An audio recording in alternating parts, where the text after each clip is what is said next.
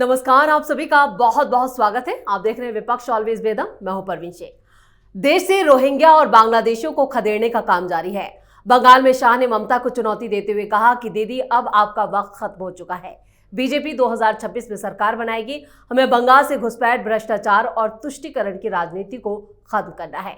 इधर ऑपरेशन सिंदूर पर भी कांग्रेस बटी नजर आ रही है। दरअसल कांग्रेस के सीनियर नेता सलमान खुर्शीद ने कर्नाटक में आतंकवाद विरोधी मिशन के दौरान ये कहा कि ये दुखद है कि घर पर लोग सिर्फ राजनीतिक रिश्तों की बात कर रहे हैं। उनका यह बयान उदित राज के शशि थरूर पर किए गए हमले के कुछ दिन बाद आया। उदित राज ने शशि थरूर को बीजेपी का सुपर प्रवक्ता कहा था और इसका समर्थन जयराम रमेश ने किया था। अब सलमान खुर्शीद ने ट्वीट करके ये सवाल उठाया कि जब आतंकवाद विरोधी मिशन पर भारत की आवाज को दुनिया तक पहुंचाना है तो ऐसा क्या कारण है कि कुछ लोग अपने राजनीतिक संबंधों को तवज्जो दे रहे हैं। तो क्यों कांग्रेस में मची है उथल पुथल? रोहिंग्याओं पर क्या है शाह का प्लान? इसी पर चर्चा के लिए स्टूडियो मौजूद हैं कैपिटल टीवी के editor in chief doctor Manish Kumar और एग्जीक्यूटिव एडिटर राजीव कुमार। आप दोनों का बहुत बहुत स्वागत है। धन्यवाद। डॉक्टर साहब, पूरे देश में रोहिंग्याओं को या जो घुसपैठी हैं उन्हें खदेड़ने का काम जारी है, लेकिन विपक्ष क्यों परेशान है? देखिए, रोहिंग्याओं को नहीं, बांग्लादेशियों को भी बाहर निकालना चाहिए। कोई धर्मशाला थोड़ी है मुल्क। आपकी राजनीति, आपका वोट बैंक आपका बनाया हुआ, आई कार्ड दे देना, आधार दे देना, राशन कार्ड दे देना, इलेक्शन कार्ड बना देना, एक पूरा माफिया चल रहा है नेटवर्क। ढाका में दफ्तर है, चटगांव में दफ्तर है, कलकत्ता में दफ्तर है, दिल्ली में दफ्तर है, और ये पूरा रैकेट काम करता है। ये कोई सताए हुए लोग नहीं है, इसको ह्यूमन ट्रैफिकिंग की तरह देखना जाना चाहिए।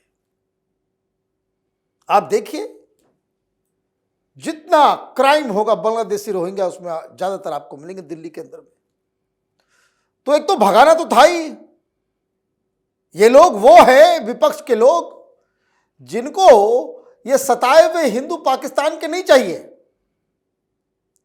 अफगानिस्तान से भगाए गए सिख हिंदू नहीं चाहिए, लेकिन बांग्लादेश का मुसलमान चाहिए इनको, क्योंकि वोट बैंक है। बिल्कुल है ना। तो एक तो इन लोगों की गंदी राजनीति का ये नतीजा है, भाग जाते हैं सुप्रीम कोर्ट।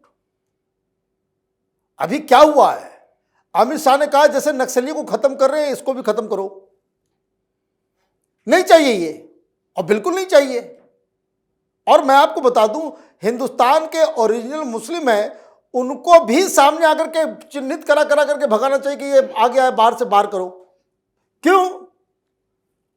क्योंकि घुन के साथ जो है ये गेहूं भी पिस जाएगा। ये तमाशा है। चले गए सुप्रीम कोर्ट के पास। ये सारा ये जो गैंग है ना वकीलों का, एनजीओ वकील, कांग्रेसी, लेफ्टिस्ट, ये सब का कुछ दिन पहले चले गए थे कि हुजूर ये आधार कार्ड वाले, इलेक्शन कार्ड बना हुआ है, राशन कार्ड बना हुआ है, उसको भी लेके जा रहे हैं। तो उस समय चीफ जस्टिस खन्ना थे। उन्होंने कहा धर्मशाला है क्या, भगाओ इन लोगों को। कल फिर पहुंच गए। इस बार शिकायत लेकर के पहुंच गए किसके? तो हेमंत बिस्वा शर्मा के, वो असम के मुख्यमंत्री। बोला कि हुजूर यहाँ बड़ा दिक्कत हो रहा है। वो रात में आते हैं और रात में ही उठा के लेके चले जाते हैं, महिलाओं को भी, बच्चों को भी, सबको, किसी को नहीं छोड़ता ये लोग। ये सीधा सीधा ये तो गलत बात है। डांट के भगा दिया, बोले बढ़ाओ सब याचिका को। जब एक बार आदेश दे दिया गया कि कोई भी विदेशी है बाहर करो उसको, अब कहां मामला फंस रहा है, क्यों परेशानी हो रही है? आप ये देखिए कि करीब 1 लाख के आसपास, 1 लाख के आसपास ये असम में जो लोग हैं वो बता रहे हैं कि ऑलरेडी भाग चुके, क्योंकि वहां आपको बांग्लादेशी है, आपको पकड़ के लेके तो जाएगा ही जाएगा, लौट के आने का कोई गुंजाइश नहीं है, बुलडोजर चल जाएगा, कोई लेना देना नहीं है। और ऐसे भाग के जाओगे तो निकल भी जाओगे। जिसके जरिए आए उसके जरिए वो पूरा सिस्टम बना हुआ है कि भाई वापस। और नहीं तो ग्रुप में पकड़ के लाया जाता है, बॉर्डर खोला जाता है, धकेल दिया जाता है कि जाओ भाई उधर। तो नो मैन्स लैंड में छोड़ करके वो चले आते हैं कि अब इधर आओगे तो फिर गोली खाओगे। बिल्कुल। तो ये सारी चीजें जो हो रही है सुप्रीम कोर्ट के आदेश से हो रही है। तो सुप्रीम कोर्ट की बात आप नहीं मानोगे। सुप्रीम कोर्ट आदेश दे रहा है। ये देखिए गुजरात में एकदम छटपटाहट है। गुजरात में सबसे ज्यादा एक्शन हो रहा है। असम और गुजरात अभी लीड कर रहा है। दिल्ली उसके बाद नंबर है। मध्य प्रदेश, राजस्थान और उत्तर प्रदेश में ये कार्यक्रम अभी शुरू होगा। ये एक नेशनल थ्रेट है। थ्रेट इसलिए है कि वहाँ जमाते इस्लामी का पूरा कब्जा हो गया है बांग्लादेश के अंदर। कौन आदमी कहाँ सुसाइड बॉम्बर बन करके कौन सी जगह पे फूट पड़ेगा ये कोई ठीक नहीं है। जिहादी मानसिकता के लोग, इनको हम खुली छूट यहाँ पे घूमने के लिए दे दिया जाए। अब देखिए जैसे मुर्शिदाबाद में हुआ, it can be also one of the reason. Mamata Banerjee ने क्या कहा कि ये बांग्लादेशी थे, आउटसाइडर थे, ये सब गंदा काम करके जो है बांग्लादेश चले गए। तो जो बांग्लादेश चले गए तो फिर बांग्लादेश में रखो, जहाँ ढूंढ ढूंढ के निकालो। तो अभी अमित शाह का साफ निर्देश है, चिन्हित कीजिए, डिपोर्ट कीजिए। और डिपोर्ट नहीं होते हैं तो जैसे कुछ दिन पहले रोहिंग्या के साथ जो किया कि नाव में बिठाया और समुद्र में छोड़ दिया, ऐसे बांग्लादेश को आप बांग्लादेशियों को भी छोड़ दीजिए अपना सुंदरबन में। अपना ढूंढते ढांढते जो है अपने घर पहुंच जाएंगे। यहाँ कोई धर्मशाला नहीं है। बिल्कुल सही काम हो रहा है। बिल्कुल। घुसपैठ देश के लिए एक बड़ी चुनौती और एक बड़ी समस्या, लेकिन बंगाल को लेकर शाह का क्या है प्लान? देखिए, शाह का प्लान बंगाल को लेकर या बिहार को लेकर या फिर किसी उन स्टेट्स को लेकर नहीं है, लेकिन पश्चिम बंगाल में उन्हें ममता बनर्जी की हकीकत दिखानी है तो ममता बनर्जी की हकीकत दिखा रहे हैं। ये पूरे देश में जो क्रैकडाउन चल रहा है वो पश्चिम बंगाल में ममता बनर्जी को भी एक्सपोज कर रहा है और कर्नाटक में सिद्धारमैया को भी एक्सपोज कर रहा है। जिस तरीके से बांग्लादेशी और रोहिंग्या इन दोनों को बाइफरकेट किया गया है, अभी जो क्रैकडाउन चल रहा है वो बाइफरकेटेड है, क्योंकि बांग्लादेशियों की स्थिति अलग है और दूसरे तरफ रोहिंग्याओं की स्थिति अलग है। जब रोहिंग्या म्यांमार छोड़कर भाग रहा था तो उस समय भारत में आने का परमिशन मांगा था और कांग्रेस ने बार बार कहा कि भारत में क्यों नहीं आने देना चाहिए। ये जो पूरा मौलाना गैंग सड़कों पर आ गया था और आने के बाद मांग करने लगा कि भारत तो हमेशा से किसी भी शरणार्थी को ठुकराता नहीं है। उस समय ही बात कर दी गई थी कि अगर रोहिंग्या वहां से निकल कर जा रहे हैं तो बहुत सारे इस्लामिक कंट्री है जहां पर शरण मिल सकता है। बांग्लादेश में इन लोगों को शरण मिला, इंडोनेशिया में भी रखा गया। तो जितने लोग आया वो इलीगल तरीके से आया, भारत सरकार के परमिशन से नहीं आया। तो वो कोई भी रोहिंग्या हो, चूंकि रोहिंग्याओं को पहचानने में बड़ी समस्या नहीं होगी। अगर नॉर्थ ईस्ट से बाहर हो तो पता चल जाता है कि ये हिंदुस्तान का नहीं रोहिंग्या हो सकता है। तो ऐसी स्थितियों में इन लोगों को डिपोर्ट किया जा रहा है। दूसरे तरह से जो बांग्लादेशी घुसपैठिया है जिसके खिलाफ जो अमित शाह ने कार्रवाई शुरू की है, उसमें भारतीय जनता पार्टी शासित स्टेट्स की स्थिति को देखिए। सबसे ज़्यादा अगर कार्रवाई असम में, गुजरात में, राजस्थान में हो रहा है, दिल्ली में हो रहा है, तो इसका मतलब है कि इन जगहों पर सरकार किसकी है वो कोई भी व्यक्ति आंख बंद करके समझ सकता है। अभी भी सिद्धारमैया के स्टेट में ये कार्रवाई नहीं हो रही है। बांग्लादेश के बॉर्डर पर बैठी हुई ममता बनर्जी अपने स्टेट में ये कार्रवाई नहीं कर रही है। तो इन लोगों को जो समस्या पैदा हुई, जैसा डॉक्टर साहब ने कहा कि 1 लाख के करीब ये बांग्लादेशी ऐसे ही भाग भाग कर जा रहे हैं और ये रिपोर्ट सामने आ रही है कि बांग्लादेश के बॉर्डर पर संख्या बढ़ रही है। धीरे धीरे लोग खुद से भाग रहे हैं कि अगर नहीं गए तो हो सकता है पकड़े जाएंगे। तो 15 दिन 20 दिन तक वही टीन टप्पड़ के वो डिटेंशन कैंप में रखा जाएगा, पहचान की जाएगी, उसके बाद भेजा जाएगा। तो 15-20 दिन के टॉर्चर से बढ़िया है कि पहले खुद ही निकल लो। लेकिन कितनी रिपोर्ट ऐसी आई कि तमिलनाडु से, कर्नाटक से, केरल से या फिर उन स्टेट से जो कांग्रेस के शासित प्रदेश है या फिर पंजाब जैसे स्टेट से जहां आम आदमी पार्टी की सरकार है या पश्चिम बंगाल जहां ममता बनर्जी की सरकार है, इन स्टेट से भगदड़ मची हो, वहां पर पकड़े गए हों।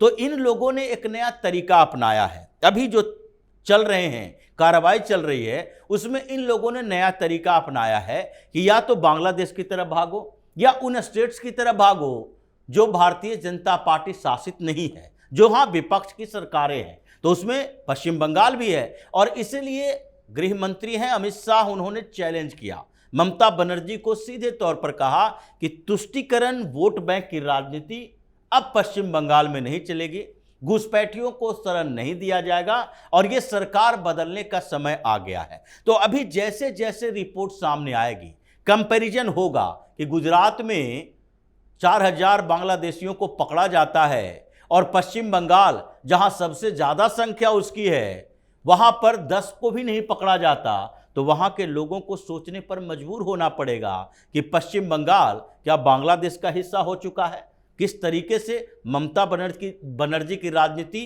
देश के साथ नहीं देश के विरोध में चल रही है। तो ऐसी स्थितियों में अब ये जरूरत महसूस हुई कि उन राज्यों के लोगों को बताया जाए कि यहां पर तुमने कांग्रेस को, ममता बनर्जी के टीएमसी को अगर वोट दिया है, सरकार बनवाई है, तो देखो देश की व्यवस्थाओं के लिए कितना खतरनाक स्थिति पैदा कर रहा है ये लोग। और इसलिए अमित शाह घूम घूम कर ये बात कर रहे हैं कि जिन स्टेट्स में अगर कांग्रेस या टीएमसी की सरकार है और वहां की पुलिस एक्टिव नहीं होती है, तो आगे टास्क फोर्स बनाया जाएगा, बांग्लादेशी या रोहिंग्या या फिर किसी भी देश के जो हजारों की संख्या में लोग हैं, यूरोप से भी कुछ आया हुआ है, वाराणसी में जाकर बैठा रहता है, जिसका वीजा का टाइम खत्म हो चुका है वो भी यहां बैठा है, सबको बाहर निकालने की प्रक्रिया के लिए टास्क फोर्स बनाओ और उसे बाहर भेजो। और ये खबर जो कि बांग्लादेशी और रोहिंग्याओं के लिए है, विपक्ष के लिए सरदर्द इसलिए बना हुआ है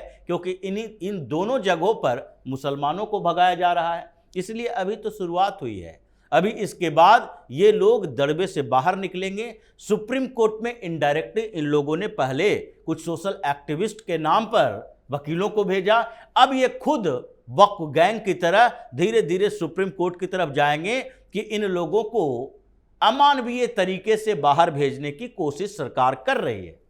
बिल्कुल। और कांग्रेस से भी जो अंदरूनी जो समस्याएं हैं, क्योंकि स्थिति कांग्रेस की भी ठीक नहीं है, एक विस्फोटक स्थिति कांग्रेस के अंदर बनी हुई है। देखिए, कांग्रेस पार्टी डिरेल हो गई है। राहुल गांधी अपनी जिद की वजह से कांग्रेस पार्टी को तबाह और बर्बाद करने पे तुले हुए हैं। लेटेस्ट एपिसोड जो है वो सलमान खुर्शीद का है जी। सलमान खुर्शीद ने क्या कहा कि पार्टी नहीं, पहले देश है, और आप लोग अपना जो है राजनीतिक हित साधने के लिए आप देश के खिलाफ बयान देंगे, ये तो ठीक बात नहीं है। बात चल रही थी कि भाई कांग्रेस पार्टी ने आखिर ये स्टैंस क्यों लिया। मैं बार बार कह रहा हूं कि कांग्रेस पार्टी विपक्ष की पार्टी है, they have all the right to ask a question. सरकार से सवाल पूछना आपका अधिकार है, कोई उसमें इशू नहीं है। आप ये मांगे कि भाई ठीक है स्पेशल सेशन हो, इसमें भी कोई गुरेज नहीं है, कोई दिक्कत नहीं है, लेकिन आपकी नीयत क्या है, व्हाट यू वांटेड। आप अगर ये कहें कि भाई साहब इंडियन आर्मी ने कमाल कर दिया, उसको जो है शाबाशी देने के लिए स्पेशल सेशन बुलाया जाए, कोई दिक्कत नहीं होनी चाहिए। आप कहते हो कि कितना राफाल गिरा, उसका हिसाब किताब देने के लिए स्पेशल सेशन चाहिए, तो नहीं मिलेगा, उसके लिए स्पेशल सेशन नहीं दिया जा सकता। आप ये कह रहे हो कि जो ऑपरेशन सिंदूर हुआ उसका पूरा डिटेल उसको डिस्कस करने के लिए, अच्छा ऑपरेशन डिटेल पार्लियामेंट में होगा, माने कोई बनाना रिपब्लिक है, it can come only from a children's mind, जो अनगढ़ा, जिसके पास मैच्योरिटी नहीं है देश चलाने, देश को समझने की, पॉलिटिक्स को समझने की, डिप्लोमेसी को समझने की कि कोई दक्षता नहीं है, वैसा ही व्यक्ति ये सब कहेगा कि भाई यहां ऑपरेशन को डिस्कस करेंगे, ऑपरेशन सिंदूर के ऊपर डिस्कशन करना है, इनको बताइए कि कहां प्लान हुआ, नाम कहां से रखा गया, क्या हमारी तैयारी थी, कैसे क्या था, कितना फ्लाइट उड़ा, कितना मारे गए, पायलट को कौन। और दूसरी जो सबसे बड़ी समस्या कांग्रेस पार्टी की है, क्योंकि वो देखिए वो कांग्रेसियों को जो जयराम रमेश और ये सब तमाम तरह के जो लोग हैं, ये तो किसी मोहल्ले वोहल्ले में भी चुनाव नहीं जीत पाएंगे, जीवन में कभी कोई चुनाव लड़ा नहीं, इनको चमचागिरी करनी है राहुल गांधी की, कि भाई तलवे चाट चाट के किसी तरीके से राज्यसभा जो है हमारी बनी रहे, और जो राज्यसभा नहीं पहुंचा है राज्यसभा में जाए। तो ये एक बहुत बड़ी दिक्कत है। तो आप जो ये सारे सवाल खड़े कर रहे हो, तो लोगों को तो आजकल सोशल मीडिया भी है, वो जमाना तो नहीं है ना 90s का कि 10 एडिटर को बुलाया, अखबार वाले को दारू पिलाया, इंटरेक्शन किया, कोई गिफ्ट विफ्ट भी दिया, लिफाफा भी थमा दिया, और नैरेटिव जो है वो तय हो गया देश भर में कि ये जय जयकार, ये जय जयकार। अभी तो सब आदमी वो सोशल मीडिया में वो सारी चीजें आ जाती है, वो नैरेटिव पाकिस्तान में क्या छप रहा है नहीं छप रहा है, पहले सरकार तय कर लेती थी कि क्या न्यूज़ आएगा पाकिस्तान का, क्या नहीं आएगा। अभी तो पूरी दुनिया की खबर आ जाती है। तो कांग्रेस पार्टी का प्रवक्ता कुछ बोलता है, वो सिमिलरिटी दिखता है कि वो पाकिस्तान की सरकार की तरफ से, पाकिस्तान की आर्मी की तरफ से जो दावे किया जाते हैं उसके बारे में तुम सवाल पूछ रहे हो। भाई चीन से झगड़ा होता है, गलवान में हम पिटाई करते हैं, डोकलाम में हम ही घुस के उनकी पिटाई करते हैं, आप चाइना की तरफ से सवाल करने के लिए आ जाते हो। भाई आपने पूछा, आपको प्रेस कॉन्फ्रेंस में पूछना चाहिए कि पाकिस्तान सबसे बड़ा झूठा देश है, ये 5 राफेल गिराने का दावा कर रहा है और सोशल मीडिया का सबूत बता रहा है, तब तो आपको देशभक्त समझेंगे लोग। लेकिन पाकिस्तान ने एक झूठ बोला, उसकी झूठ पकड़ी भी गई, और उसको लेकर के अगर राहुल गांधी ट्वीट करते हैं, पाकिस्तान के सवालों को राहुल गांधी भारत की सरकार से पूछेंगे, तो जो लोग सेंसिबल लोग हैं, शशि थरूर हो, चिदम्बरम हो, सलमान खुर्शीद हो, आनंद शर्मा हो, मनीष तिवारी हो, ये जो सेंसिबल लोग हैं, जो लोकसभा चुनाव लड़ के आते हैं जी, वो तो फिर राहुल गांधी की चमचागिरी नहीं करेंगे। आई एम सॉरी, ये कांग्रेस पार्टी न सिर्फ पथभ्रष्ट हो गई है, ये बिल्कुल देशद्रोहियों के जैसा काम कर रही है। बिल्कुल, राहुल गांधी का जो रवैया है उसको लेकर ना सिर्फ कांग्रेस पार्टी के अंदर से, बल्कि कांग्रेस जो छोड़कर चले गए वो नेता भी सवाल उठा रहे हैं कि अगर राहुल गांधी नहीं सुधरे तो कांग्रेस पार्टी का अस्तित्व खत्म हो जाएगा। देखिए, जिस तरीके की परिस्थितियां पैदा हुई है जी, उसमें विपक्ष में बैठी हुई सारी पार्टियों में 3 तरह के नेता हैं। एक मुस्लिम पॉलिटिक्स करने वाले हिंदू नेता, दूसरे मुस्लिम की पॉलिटिक्स करने वाले मुस्लिम नेता, और तीसरे वो लोग जो मुस्लिम तुष्टीकरण के नाम पर राजनीति करते रहे हैं, पाकिस्तान परस्ती करते रहे हैं। अब इन तीनों में ये सलमान खुर्शीद या असदुद्दीन ओवैसी, ये कांग्रेस की ही बात नहीं है, पूरी विपक्ष की बात है। इन लोगों के ऊपर एक बड़ी जिम्मेदारी हो गई। ये समस्या इनके अंदर है कि अगर एक शब्द भी इनके जुबान से निकला तो इनकी समस्याएं पहले से 10 गुनी ज्यादा हो जाएगी। इसलिए ये नहीं कहा जा सकता कि ओवैसी का पाकिस्तान प्रेम नहीं है या सलमान खुर्शीद हिंदुस्तान के बड़े देशभक्त नेता हैं, जो अभी आजकल वो सवाल उठा रहे हैं कि देखो देशभक्त बनना इतना मुश्किल है कांग्रेस के लिए, क्योंकि कांग्रेस तो देश के खिलाफ बातें कर रही है, उसके कुछ नेता ऐसी हरकत कर देते हैं। ये सलमान खुर्शीद ने यही बोला कि हिंदुस्तान में ये कांग्रेस पार्टी के लिए देशभक्त बनना, देश के हित की बात करना इतना मुश्किल कैसे हो सकता है। यही सलमान खुर्शीद है जो वोट जिहाद करवा रहा था जी। ये वोट जिहाद करवाने वाले लोग हैं। लेकिन आजकल मुश्किल इन लोगों के साथ है कि जो मुस्लिम पॉलिटिक्स कर रहे हैं, उन मुस्लिम नेताओं को चीख चीख कर पाकिस्तान के खिलाफ बोलना पड़ेगा, जैसे ओवैसी बोल रहा है। दूसरे स्तर पर ये राहुल गांधी जैसे लोग हैं, तुष्टीकरण की राजनीति करते हैं और उसके बाद इनडायरेक्टली पाकिस्तान को टुकड़ों में बंटने से बचाने की कोशिश कर रहे हैं। किसी तरीके को इनको लग रहा है कि पाकिस्तान के नेताओं को एक आधार मिल जाए कि देखो हिंदुस्तान के अंदर क्या चल रहा है। इनको पता है कि स्पेशल सेशन बुलाएंगे, अगर संसद के अंदर हम कोई बात बोलते हैं तो हमारे खिलाफ देशद्रोह का मुकदमा नहीं चलेगा। वहां की संसद की कार्यवाही के समय अगर कोई नेता कुछ बोलता है तो उसको चैलेंज नहीं किया जा सकता कोर्ट में। अब ये सारी बातें, ऑपरेशन सिंदूर, राफेल, ये सारी बातें बोलेंगे और वो डायरेक्ट टेलीकास्ट होगा।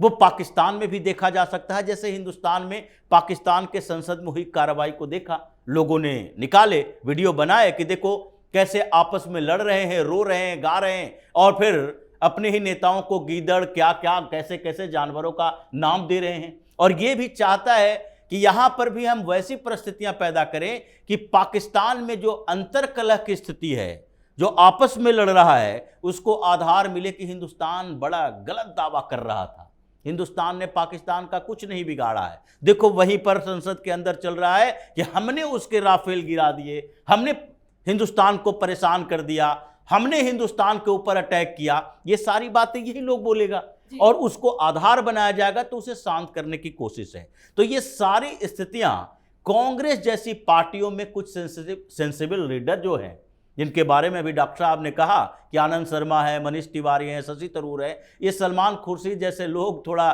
ज़्यादा अपॉर्चुनिस्ट हैं। इस गुट में और कई नाम हैं जो पहले भी राहुल गांधी के ऊपर सवाल उठा चुके हैं, सोनिया गांधी को लेटर लिख चुके हैं जिसको ग्रुप 23 कहा जाता था। ये सारे के सारे लोग ये सोच रहे हैं, उनकी संख्या बढ़ रही है कि कांग्रेस अगर ऐसी ही राजनीति करती रहेगी तो फिर हमारे लिए कोई आगे का कैरियर तो है नहीं। इसलिए इस समय का उपयोग करो, कांग्रेस को देख कर नहीं बल्कि अपनी राजनीतिक भविष्य को देखने के लिए। और इसलिए कांग्रेस में जो अंतर्कलह है वो लगता है कि कुछ समय के अंदर बड़ा विस्फोटक स्थिति पैदा करेगा। चलिए, इस तमाम जानकारी के लिए और सटीक विश्लेषण के लिए आप दोनों का बहुत बहुत धन्यवाद। धन्यवाद। देश में रोहिंग्या और बांग्लादेशियों को बसाने का चलन पुराना है। वोट बैंक की खातिर इन्हें बसाने की बड़ी साजिश भी रची गई, लेकिन अब इस साजिश के हर तार को काटा जा रहा है। सुप्रीम कोर्ट ने भी घुसपैठियों को खदेड़ने को हरी झंडी दिखा दी है, जिससे विपक्षी पार्टियों की नींद उड़ चुकी है। वहीं कांग्रेस के अंदर पनप रहा गुस्सा बड़े विद्रोह की तरफ इशारा कर रहा है। अगर राहुल गांधी इसी तरह मनमानी करते रहे तो पार्टी को टूटने से कोई नहीं बचा पाएगा। कांग्रेस के अंदर के हालात खतरे की घंटी बजा रहे हैं। इस खास शो में इतना ही। वीडियो कैसा लगा कमेंट करके अपनी राय जरूर दें। वीडियो को लाइक करें, शेयर करें और कैपिटल टीवी को सब्सक्राइब जरूर करें। धन्यवाद।